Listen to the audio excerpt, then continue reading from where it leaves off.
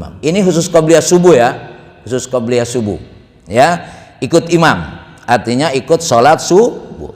Wa in kana lam yadkhul al masjid fa in lam yakhot ayyafutahul imam biraqatin falayarka kharijal masjid.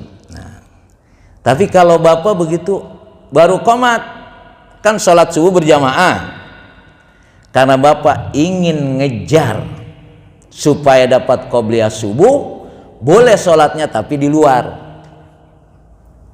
jangan di dalam, dengan catatan bapak tidak akan ketinggalan 2 rakaat, hanya ketinggalannya 1 rakaat. Paham ya?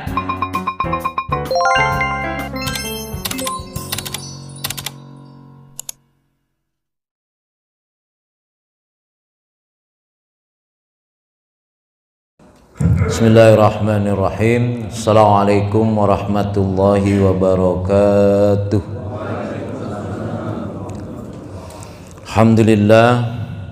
Alhamdulillahil qail fi kitabihil karim. A'udzu billahi minasyaitonir rajim. Innamal mu'minuna alladzina idza dzukirallahu wajilat qulubuhum wa idza tuliyat 'alaihim ayatuhu zadatuhum imana wa 'ala rabbihim yatawakkalun. Asyhadu an la ilaha illallah wahdahu la syarikalah wa asyhadu anna Muhammadan abduhu wa rasuluh la nabiyya ba'dah, amma ba'du. Alhamdulillah, kita bersyukur kepada Allah Subhanahu wa taala dengan segala nikmat yang Allah berikan kepada kita, dan mudah-mudahan nikmat yang Allah berikan kepada kita, kita nikmati, kita syukuri, dan terus kita mendekatkan diri kepada Allah Subhanahu wa ta'ala. Salawat serta salam kita sampaikan kepada Nabi kita Muhammad sallallahu alaihi wasallam, Nabi yang menjadi uswah kita dalam menjalani hidup dan kehidupan ini.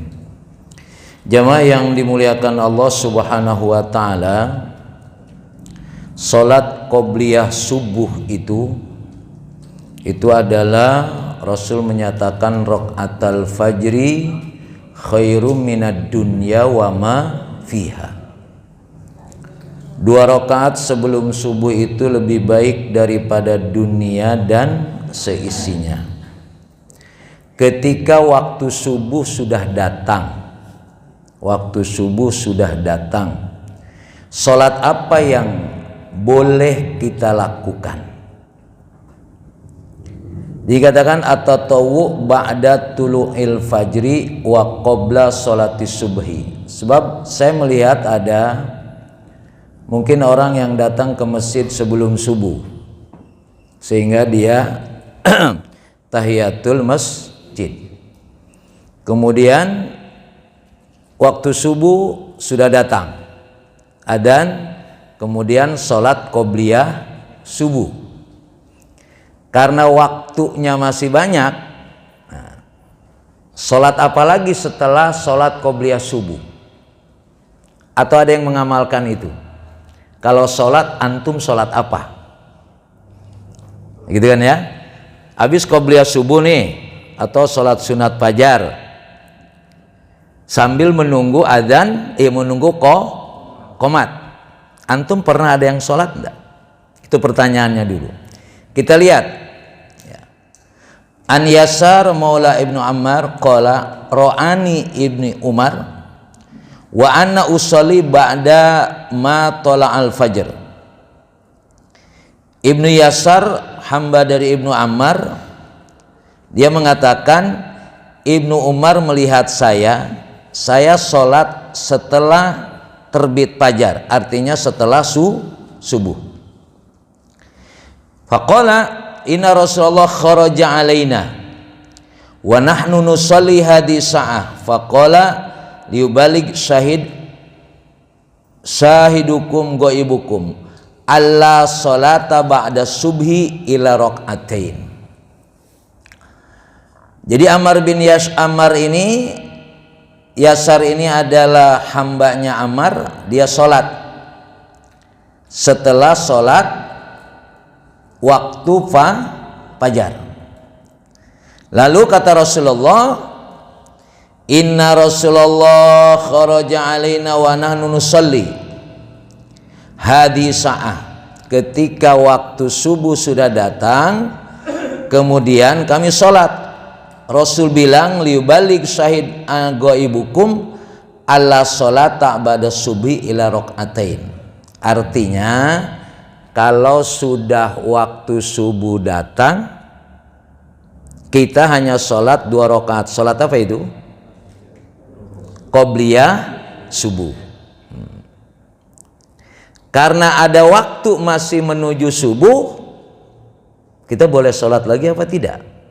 Menurut riwayat ini tidak ada sholat. Itu ya.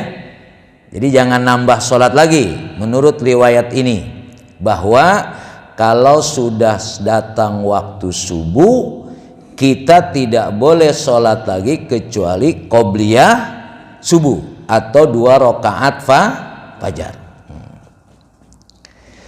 Walaupun dikatakan di sini wal hadis wa in kana dhaifan illa anna lahu turqan yuqawi ba'daha ba'dan fatanhadu lil ihtijaj biha ala karahati tatawwu ba'da tulu'il fajri bi aksar min rakaatal fajri. Nah, dijelaskan di sini hadis ini memang dhaif tapi riwayatnya banyak. Nah, ini kalau ini pembahasannya nanti ilmu hadis ya.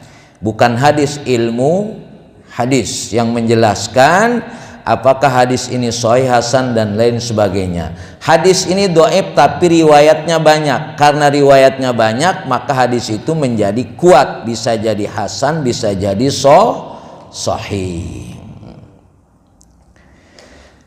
Dan riwayat ini juga afada Syaukani. Imam Syaukani juga mendukung bahwa tidak ada sholat kalau sudah subuh sudah datang kecuali qobliyah subuh. Makanya qobliyah subuh jangan ditinggalkan. Ya. Karena tadi Bapak bangun jam 5 gitu kan ya. Bapak bangun jam 5 ya. Sholat qobliyah subuh dulu baru subuh. Yang jadi masalah kalau Bapak datang ke masjid ke sini, sholat subuh sudah dimulai, ya kan? Bapak sholat qobliyah subuh enggak? Nah, ini nanti kita jelaskan, ya. Yang jelas jangan tinggalkan sholat qobliyah subuh, karena dia lebih banyak hartanya ketimbang 9 naga, ya kan? Lebih baik daripada dunia dan seisinya ya. 9 naga dibagi 9 berarti dikit dia ya. Makanya kita harus bangga bisa bangun sholat subuh ini ya. Soal kaya dan miskin kan soal perasaan doang itu mah. Emang orang kaya makannya 2 bakul biasa aja makannya ya. Bisa jadi dia tamaknya yang banyak. Nah, makanya kita kaya dalam pengertian bisa 2 rakaat qobliyah subuh ini menjadi sikap kita bahwa kita ini hidup senang karena kita kaya. Wa dhahabal Hasan wa Syafi'i wa Ibnu Hazm ila jawazi tanaful mutlaqan bila karahah. Wa qassara Malik al-jawad liman fatatu sholatul lail li udrin. Nah, menurut Imam Hasan dan Syafi'i dan Ibnu Hazm boleh sholat setelah subuh. Tadi Bapak udah sholat qobliyah subuh, masih ada waktu, boleh sholat. Kalau Bapak memang tadi kesiangan enggak sholat witir. Ini kan, ini pendapat nih. Sholat witir itu sebetulnya waktunya kapan habisnya? Sebelum subuh. Tapi karena Bapak kesiangan, nah ini ada pendapat yang katakan boleh kalau dia udzur ya, dia boleh sholat witir. Ini kalau datangnya Bapak buru-buru ke masjid, sudah sholat tahiyatul masjid, kemudian sholat qobliyah subuh, lalu masih ada waktu, boleh. Ini pendapat yang katakan. Apa alasannya? Liman fatathu sholatul lail li'udrin. karena dia tidak sholat lail. Sholat lail itu dipahami katakan ini sholat witir. Makanya kalau sholat witir itu biar tidak kesiangan, kapan sholat witirnya? Habis isya atau sebelum tidur. Itu lebih selamat. Ya, jadi bapak tidur udah dapat akhir perjalanan bapak ibu, begitu tidur nggak bangun lagi. Bapak sudah berarti akhir pekerjaannya apa tadi? Sholat witir. Nah ini katakan boleh sholat ketika setelah sholat fajar tadi atau qobliyah subuh, kalau memang bapak ibu biasa sholat witir, tadi kesiangan. Maunya sih bangun jam 3, sholat tahajud sama sholat witir. Tahajud kagak, witir kagak. Kesiangan, nah bisa diambil kesempatan di situ, ya. Wa dzakara anna balaghahu anna Abdullah ibnu Abbas wal Qasim ibnu Muhammad al-Akhir autaru ba'dal fajri. Nah, dikatakan di sini Abdullah ibnu Abbas wal Qasim ibnu Muhammad wa Abdullah ibnu Ammar dan Rubai'ah, mereka sholat witir setelah sholat fajar karena biasa sholat witir terus ke siangan. Abdullah ibnu Abbas memang suka kesiangan gitu kan. Ibnu Abbas ya kesiangan apalagi saya kan. Ya, ini adalah contoh karena memang hukum itu dipahami karena ada contoh. Tapi contoh itu bukan dijadikan dalil. Ya pantas saya mau kesiangan, Ibnu Abbas aja kesiangan gitu kan. Artinya hukum ini dasarnya jelas, dijadikanlah contoh. Wa ana Abdullah ibn Mas'ud qala ma ubali law uqimtu sholatu subuh wa ana autir. Ibnu Abdullah ibn Mas'ud mengatakan, pokoknya saya nggak perhatiin tuh, yang penting setelah sholat fajar saya sholat witir. Nah, artinya dia melakukan secara hukum dibolehkan. Cuma alasannya apa tadi? Udzur karena kesiangan. Biasa sholat witir, lalu dia udzur dan tidak bisa melakukan, ketika itulah dia ngambil kesempatan. Jadi kan kalau orang sudah terbiasa melakukan kebaikan lalu ketinggalan, merasa ada yang hilang. Tapi kalau nggak pernah sholat biasa aja, nggak sholat subuh biasa aja, ya. Makanya suasana kehidupan kita ini tergantung kebiasaan kita. Maka Bapak sekalian, jadikan kebaikan itu kebiasaan. Sholat subuh berjamaah, ya, biasakan.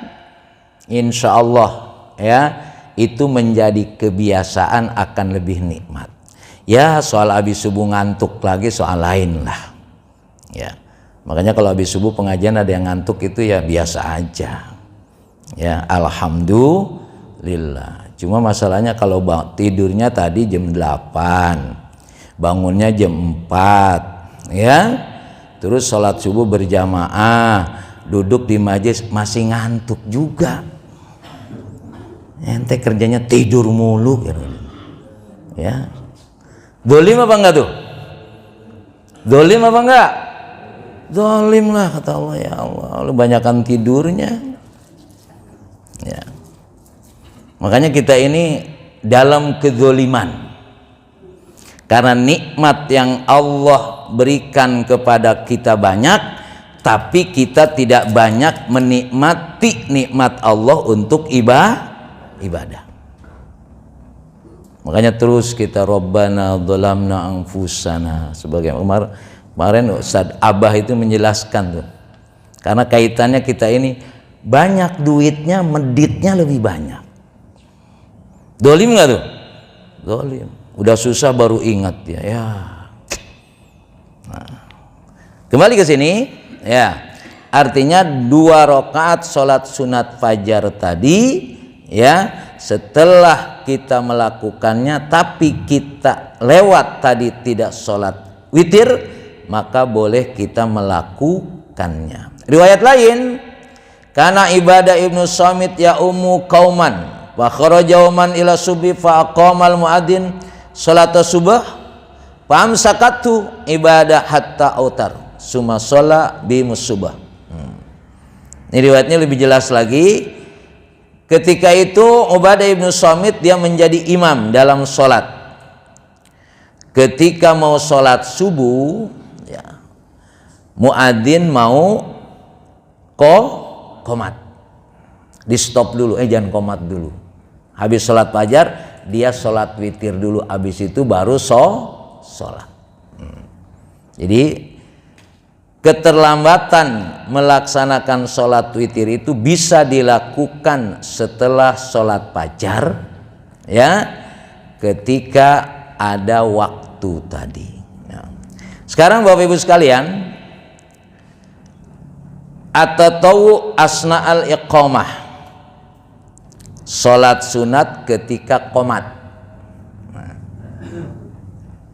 Idza uqimatis shalah karihal istighal bitatawu. Kalau sudah qomat dimulai, berarti setelah itu sholat, ya sebut saja sholat subuh. Tidak ada orang yang sholat sunnah. Ya, kalau sudah qomat berarti kita langsung ikut imam. Wah, saya belum sholat sunat nih, sholat sunat dulu. Lah, ya makruh itu. Ya. Pan Abi Hurairah anna Nabi qala idza uqimatis shalah fala sholata illal maktubah. Apabila qomat sudah dilakukan, maka tidak ada sholat kecuali sholat subuh atau sholat duhur atau sholat asar. Ini kaitannya di masjid. Karena memang kita kalau bicara sholat bapak-bapak itu artinya apa? Masjid artinya. Ya. Kaitannya ketika kita melaksanakan sholat tadi bicaranya masjid. Saya sholat di rumah Ustadz, nah itu urusan lain dah itu. Ya, ilal lati ukimat, nah, kecuali yang dikomatkan sholatnya sholat apa? Wa Abdullah ibnu Sarjan qala dakhala rajulun al masjid wa Rasulullah sallallahu alaihi wasallam fi sholatil ghadat fa shala rak'ataini fi janibil masjid. Summa dakhala ma Rasulullah balama sallama Rasulullah qala ya fulan bi ay sholataini i'tadatta bi sholatika wa hadaka am bi sholatika ma'ana.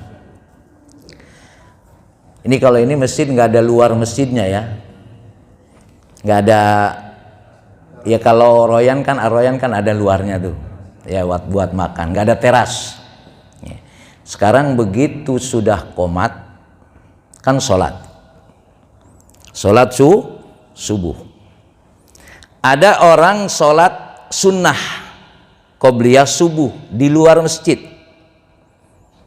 Ya, setelah itu Rasulullah mengetahui. Saya agak tidak paham, tapi saya yakin ketika Rasulullah jadi imam ada yang sholat di luar dia tahu. Husnudonnya begitu saja. Ya, makanya ketika Rasulullah keluar dia tanya, ente tadi sholat apa? Karena sholatnya di luar.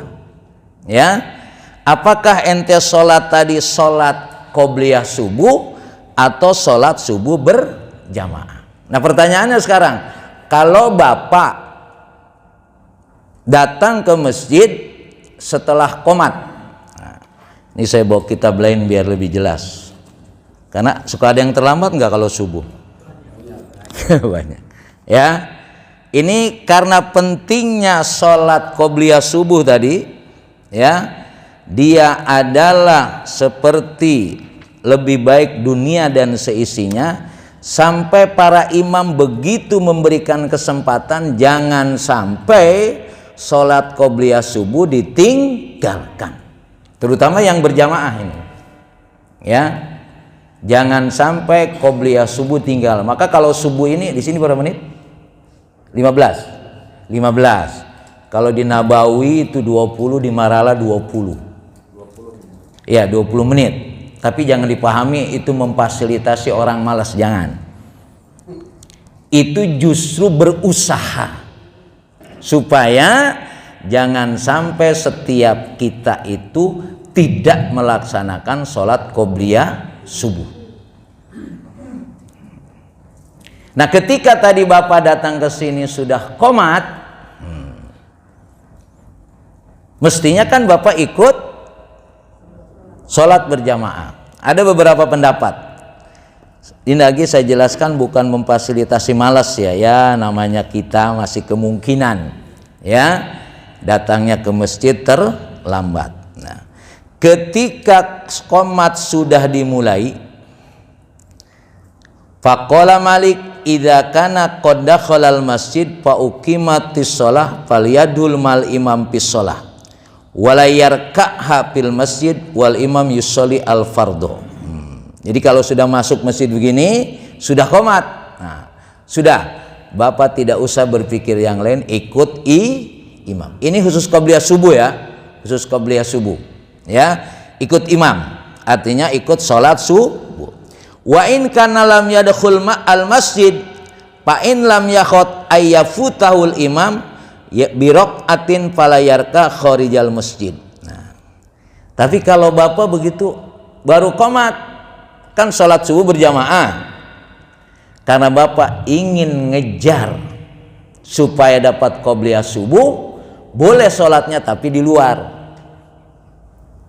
jangan di dalam, dengan catatan Bapak tidak akan ketinggalan 2 rakaat, hanya ketinggalannya 1 rakaat. Paham ya? Nah, ketinggalannya jangan sampai 2 rakaat, udah bubar namanya.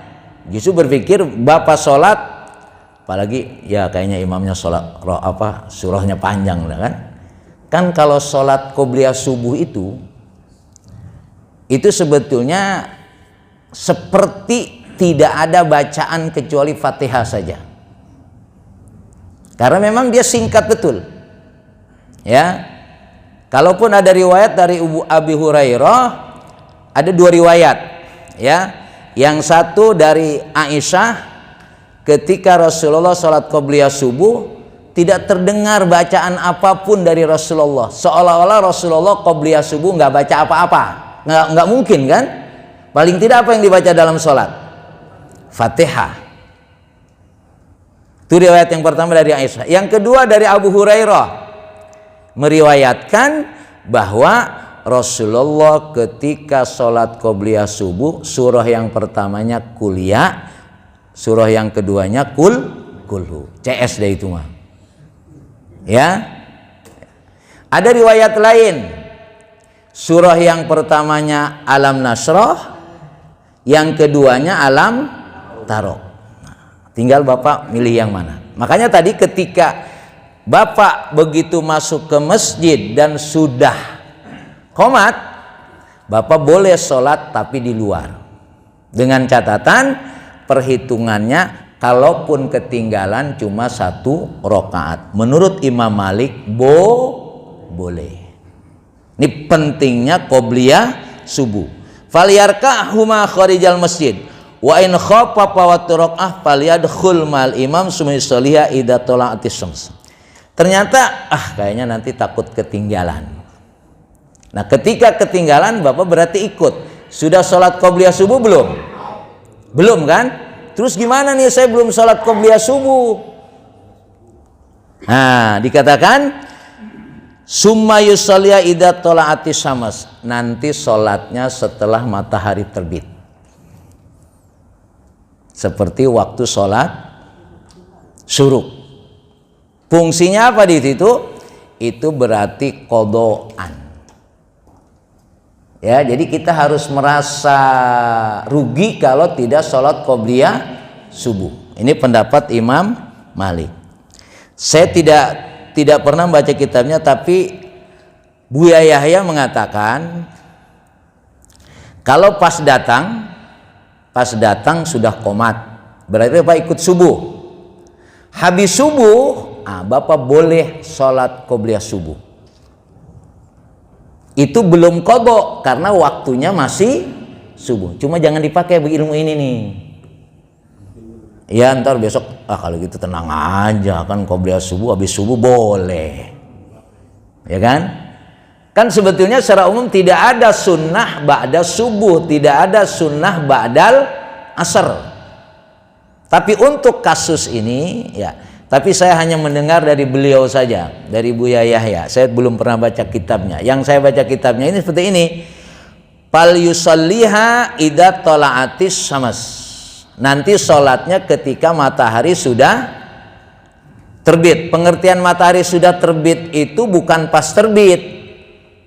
Karena kalau pas terbit itu tulu, itu waktu subuh habis. Dan waktu subuh habis itu artinya orang-orang yang menyembah matahari sedang menyembah matahari. Kita ditambah 10 atau 15 ya. Makanya itu termasuk awal duha. Makanya Bapak kalau sholat syuruk 2 rakaat, kemudian Bapak sholat duha, boleh nggak? Boleh, sudah masuk itu ya, sudah masuk itu waktu duha ya. Itu yang pertama, pendapat Imam Malik. Wa wafaqu Abu Hanifah Malikan fil farqi baina ayadkhulal masjid aw la yadkhul. Wa khalafa fil hadi bidzalika. Yarka wa kharijal masjid madonna anu yudrik raq'ah bisubi ma'al imam. Kalau tadi kan Imam Malik kalau ragu ya sudah, enggak usah ikut imam saja. Tapi Imam Abu Hanifah enggak apa-apa, ente sholat di luar ya, dengan harapan tidak ketinggalan 2 rakaat. Kalau 1 rakaat boleh ya. Jadi tidak usah nanti nunggu dulu, ya udah perhitungan aja kira-kira. Karena tadi andaikan antum sholat qobliyah subuh Fatihah doang sama imam, kira-kira kejar 2 rakaat, kejar baca Fatihah kan udah lihai udah, ya kan ya. Kalaupun memang ketinggalan bisa jadi hanya 1 rakaat. Itu dalam rangka sekali lagi supaya qobliyah subuh tidak ditinggalkan ya. Jadi kalau yang pertama tadi Imam Malik sudah ndak usah sholat 2 rakaat, ikut saja sholat dengan imam, nanti qobliyah subuhnya kalau sudah matahari terbit. Pendapat yang kedua, ndak apa-apa, sholat saja di luar masjid dengan catatan kalaupun ketinggalan 1 rakaat. Sedangkan pendapat Imam Syafi'i, idza uqimatis shalah al maktubah fala yarka'huma aslan la dakhilal masjid wala kharijuhu. Kalau kata Imam Syafi'i enggak, kalau udah qomat enggak ada sholat baik di luar atau di dalam ya. Pokoknya berarti ikut imam. Wa haka ibnul anna qauman jawazu rukuha fil masjid wal imam yusolli. Nah itu pendapat yang syadz. Kenapa ini terjadi perbedaan? Ya, terjadi perbedaan karena ikhtilafum fi mafhum qala salam idza uqimatis shalah fala sholata illa maktubah. Itu dalilnya kan itu. Ya. Ini saya jelaskan supaya di dalam masalah-masalah tertentu memang ada yang berbeda pendapat. Ya. Dalilnya dia juga, tapi para imam berbeda pendapat. Faman hamala hadza ala umumihi lam yajuz salatu raqatil fadhi idza uqimatis shalah al maktubah la kharijal masjid wala dakhili. Sebagaimana imam saya mengatakan, pokoknya kalau sudah qomat tidak ada sholat, harus langsung ikut berjamaah. Waman qasara 'alal masjid faqad azadalika kharijal masjid malam tafutu al faridah aw lam yafutu minha juzun. Sedangkan kaitannya dengan tidak boleh ada sholat kalau sudah qomat ya, maka sebagaimana pendapatnya Imam Abu Hanifah boleh tapi di luar masjid. Wa man dabadul umum fal illa indahu fin nahyi innama huwal istighal bin nafli indal faridah. Jadi gitu. Ya, berarti kalau Bapak terlambat sholat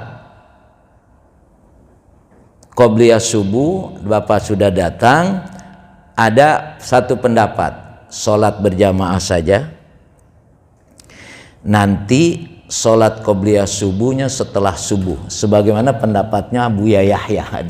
Itu pendapat Buya Yahya, saya tidak baca kitabnya. Tapi kalau pendapatnya Imam Abu Hanifah, nanti sholatnya ketika siapa pendapat Imam Malik, nanti sholatnya ketika waktu duha. Itu qadha, karena waktunya sudah habis. Kalau pendapat Imam Abu Yahya tadi, boleh sholatnya ba'da subuh. Makanya nanti kalau ada orang habis subuh sholat, berarti dia ketinggalan nih. Tapi nanti orang bilang, sholat apa tuh habis subuh?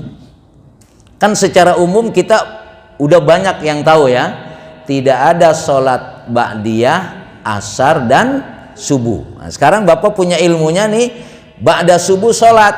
Sholat apa? Sholat qobliyah subuh, karena saya tadi ketinggalan. Ya.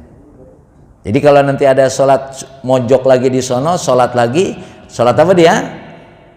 Qobliyah subuh. Jangan diomelin. Ente sholat apa ente? Nggak ada sholat habis subuh itu. Nah ini dia. Itu pendapat Abu Yahya. Tapi pendapatnya Imam Malik, nanti sholatnya setelah matahari terbit. Itu tambahan saja. Ya. Kalau kitab ini pengajiannya di Masjid Kuba.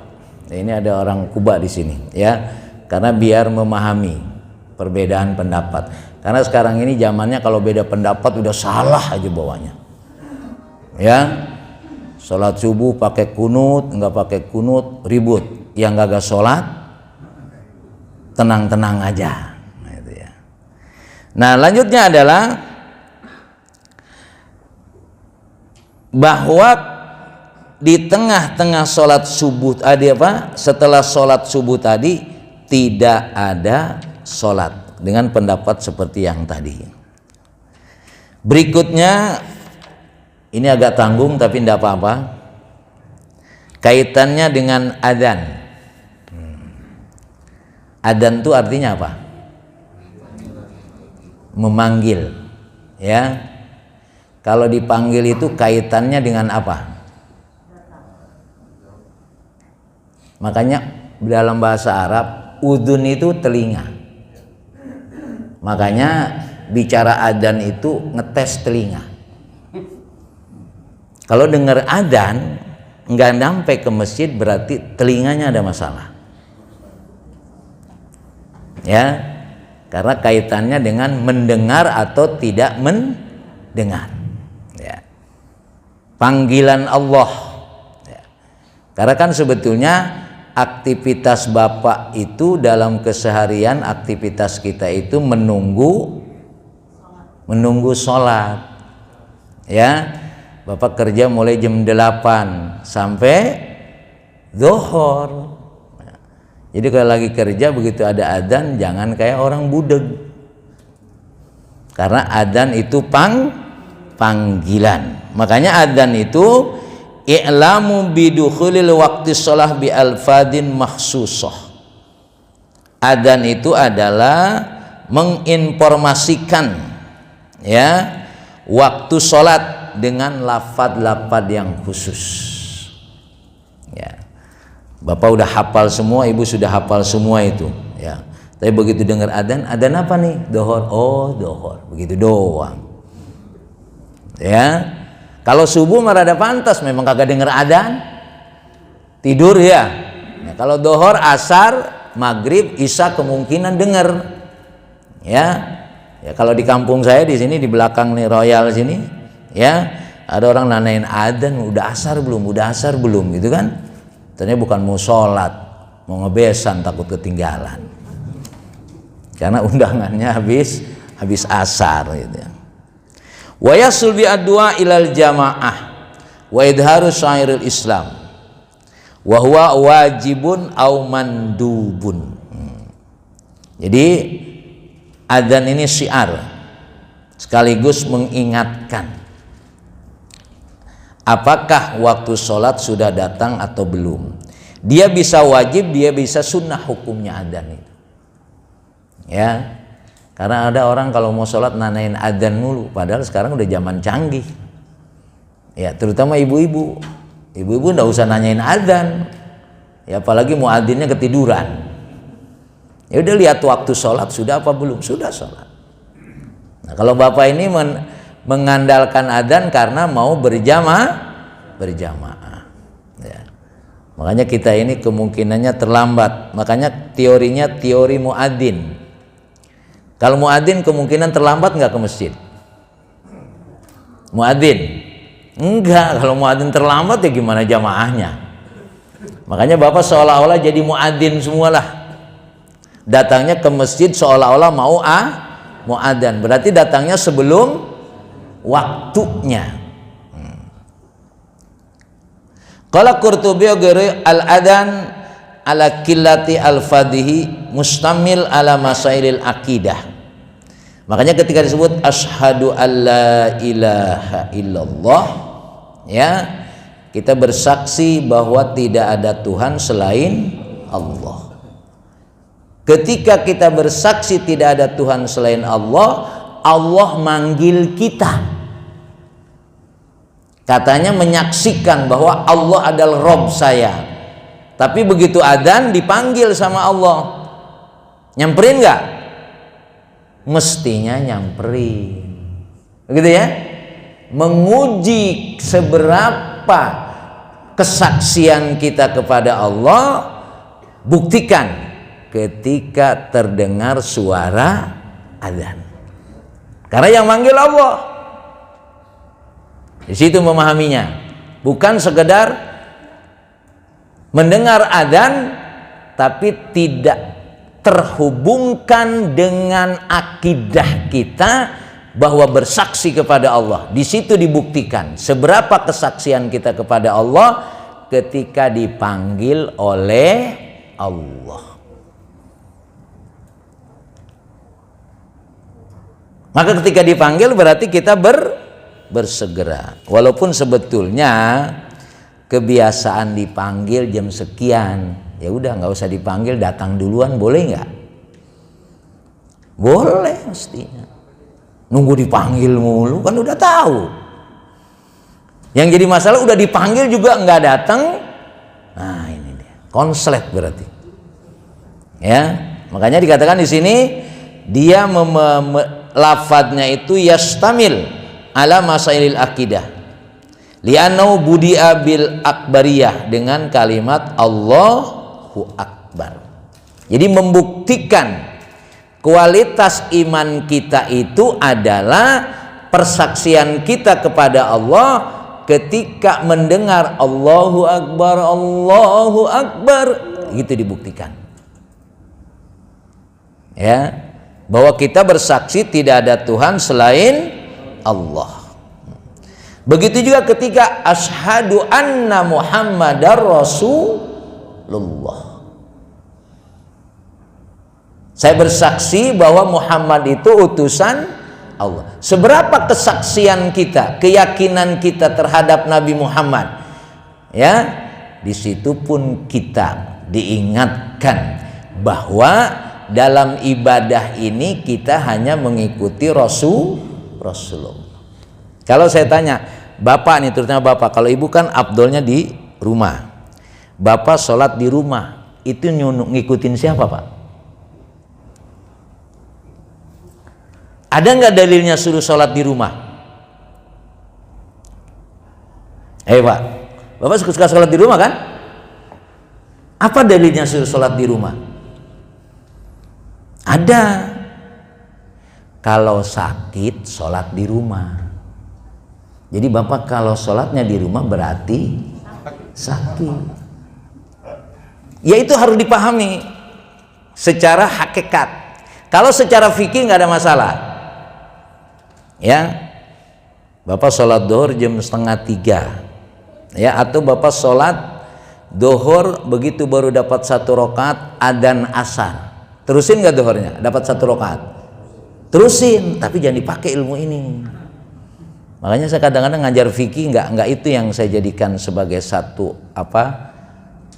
penekanannya. Fikih itu ya terpaksa aja gitu loh. Ya. Karena memang kita tidak boleh meninggalkan perintah Allah sama sekali. Ya.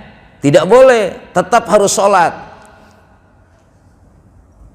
Ternyata waktunya hampir habis, baru dapat 1 rakaat, tetap kita sholat. Tapi ketika adzan kita pahami seperti itu. Makanya kalau Bapak ketika sholat di rumah, tanya hati Bapak, ini yang nyuruh sholat di rumah siapa ini? Dalilnya apa? Karena kalau saya bayangin kan begini, kalau malaikat mau datang, lu sholat di rumah apa di masjid? Kalau sholat di rumah gua matiin atau pergi ke masjid?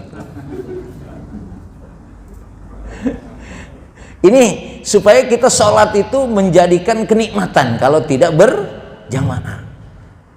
Jadi sholat asal sholat saja enggak. Makanya sholat itu berjamaah kan bagian dari jihad. Ya Allah Pak, kita mendoakan orang Palestina ya dan lain sebagainya.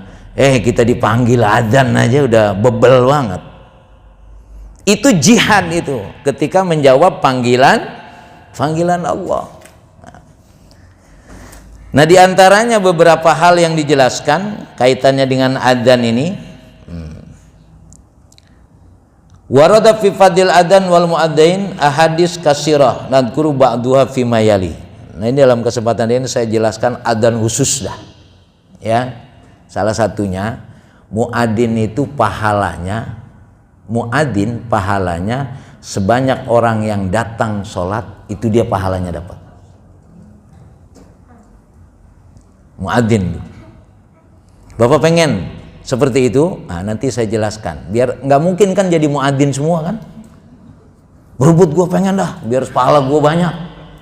Ya, mending suaranya bagus mah.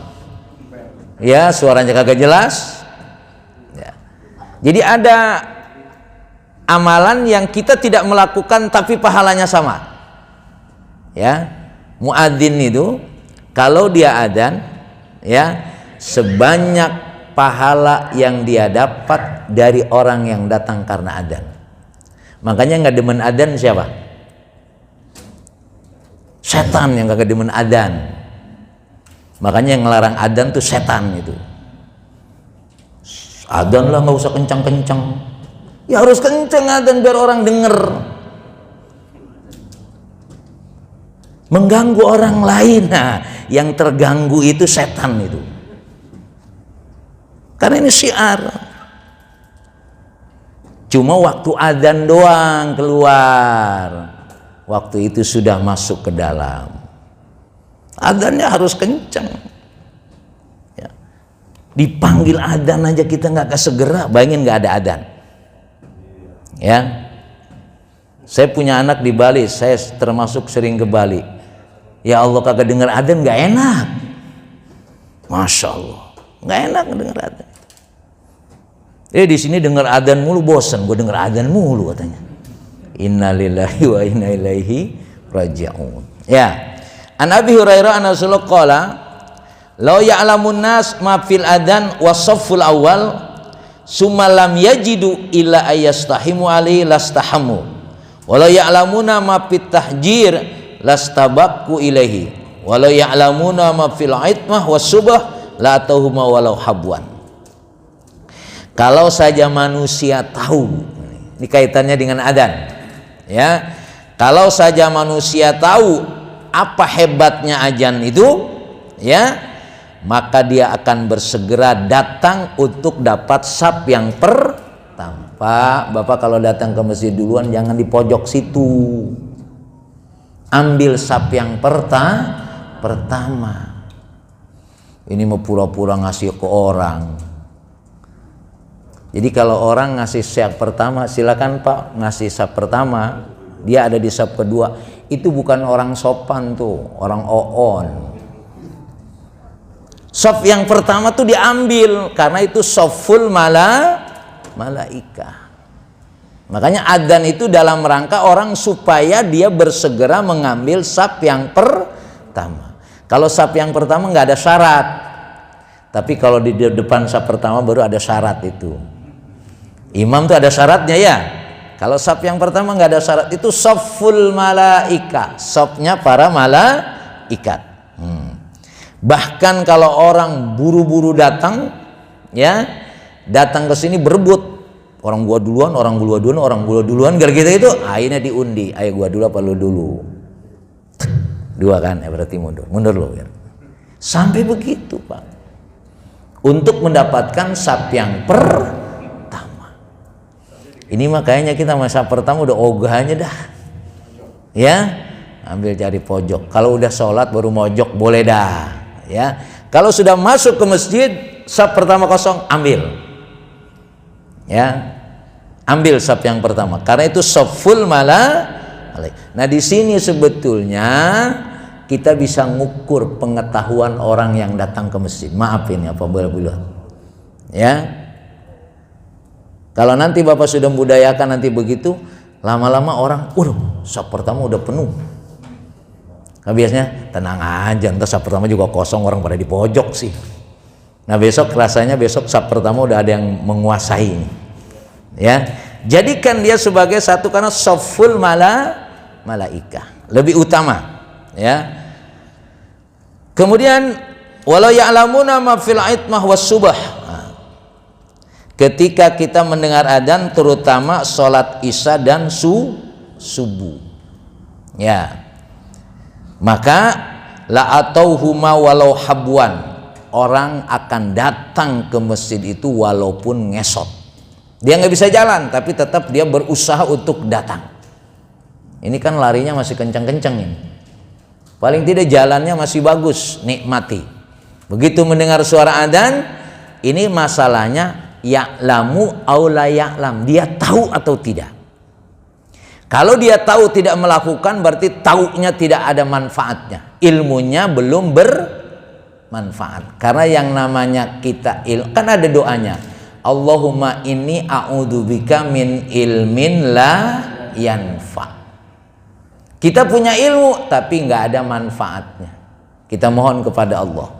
Kita sekarang sudah tahu kalau ada adzan terdengar cepat datang, apalagi kaitannya tadi untuk dapat saf yang pertama. Kemudian kaitannya dengan sholat isya dan subuh, karena sholat isya berjamaah itu seperti sholat setengah malam, sholat subuh berjamaah seperti sholat sepanjang malam. Masya Allah, ya. Ini keutamaannya, kaitannya dengan pemahaman adzan, bukan sekedar informasi sholat, tapi memang dia adalah panggilan Allah dan sekaligus menguji seberapa akidah keimanan kita terhadap persaksian kita kepada Allah dan persaksian kita kepada Nabi Muhammad Rasulullah Sallallahu Alaihi Wasallam. Saya kira ini yang bisa sampaikan. Saya simpulkan dulu, boleh sholat fajar, ya, sholat fajar sebelum subuh, kemudian sholat witir ketika memang udzur, ya. Dan kemudian kalau terpaksa datangnya ke masjid terlambat, ya, boleh sholatnya di luar selama yakin tidak terlambat 2 rakaat. Kalau tidak, nanti sholatnya setelah fajar, setelah terbit matahari, atau setelah sholat subuh. Itu pendapat Buya Yahya. Kemudian ketika qomat tidak ada sholat kecuali sholat subuh, kecuali sholat berjamaah. Wallahu a'lam bishawab. Assalamualaikum warahmatullahi wabarakatuh.